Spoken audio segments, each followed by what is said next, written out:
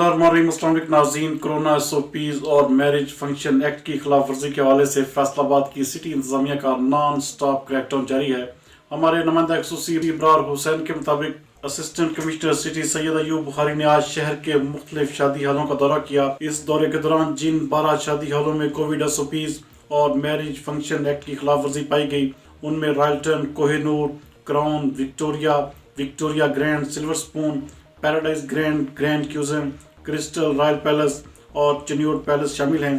ان شادی ہالوں میں خلاف ورزیاں پائے جانے پر استغاثہ دائر کر کے FIRs کا اندراج بھی کروا دیا گیا ہے، جبکہ دوسری جانب شہری حلقوں کی جانب سے اسسٹنٹ کمشنر سٹی سید ایوب بخاری کی ان کارروائیوں کو شاندار الفاظ میں سراہا جا رہا ہے۔